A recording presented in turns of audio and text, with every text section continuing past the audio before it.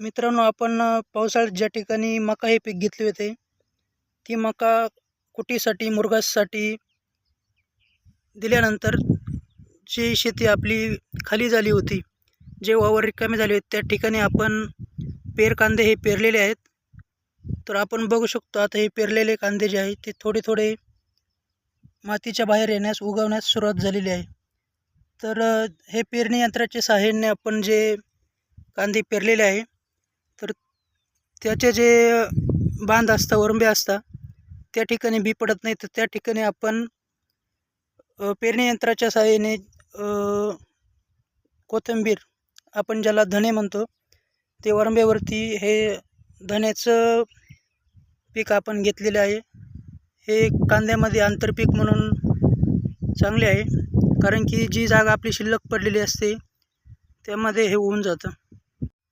हे वरंब्यावरील जी उतरलेली कोथिंबीर आहे, धने, ती आता उगवण्यास सुरुवात झालेली आहे. आपण टोकन यंत्राच्या साहाय्याने ते वरंब्यावरती टाकले होते, ज्याला ग्रामीण भागात बुचके असे म्हणतात.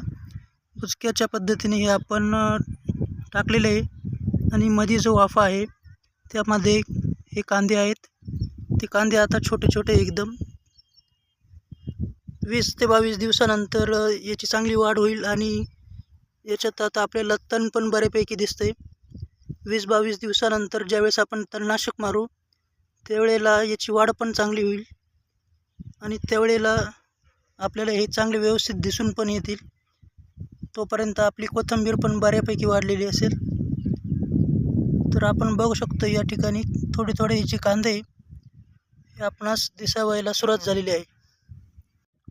हे पेरलेले जे कांदे आहे, त्या कांद्यांच्या आपण ज्या वरंब्याला, ज्या वाफ्याच्या बांधाला आपण टोकन यंत्राने कोथिंबीर टाकलेली आहे, ती कोथिंबीर निघेपर्यंत आपल्याला फक्त एक काळजी घ्यायची असते की त्याला तणनाशक चालत नाही.